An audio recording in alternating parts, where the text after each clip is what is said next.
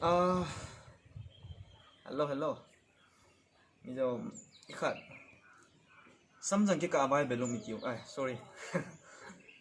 Bible kita samjang lo mitiu itu lah. Viral है जेंगे ना.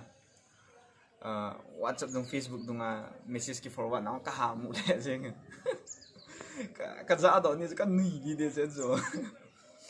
Saga don pe na ka simja. Ka ki thal di ng jo. Je ega ta san yung pau jo lang hata ka gela ka lai jong na Christian kita ana thiem ga won ti se ti pau jo ke gel dan in di pun te ka ti na point khat ka ga si nom ja he video ka ga bo le athang be tung Bible sim pa teng la han ti ki sim jo hoi nai to pa teng la ti ki besu na dia ba lai ti ki besu ale athang pi atu la ya he mi ju la sem phunu ju la ka he atam jo hai mi sem phunu lo ngen ja ahan lang pi pho sampul te di ja lujang cha tham kha te de lujang am dendra form kha no ma lujang ki khot te di ja jang khat jang ni cho leng la tho tho de chu na ale ni jang khat jang ni leng kha tho tho de ja chi chu ka ki thiam ga si ti ho chu na he nu de chu ni nam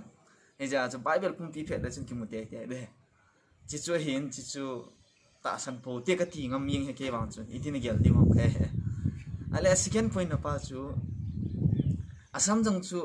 kêu mai đồn lại cái đam mê ham phim phần này gạt thì cái đó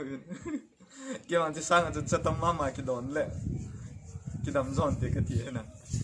chỉ chuyện tiền subscribe vô thì đã tăng này ama sa video cái xin một chút mi họ này hà điểm đan đan rồi nó nó hít ta bằng hoa vang cái gì là vang này hít thì bắt thiên thu thì lo vào cái thằng thằng hoài bỏ bỏ lấy cái gì hít thì lo này các kiểu bye bye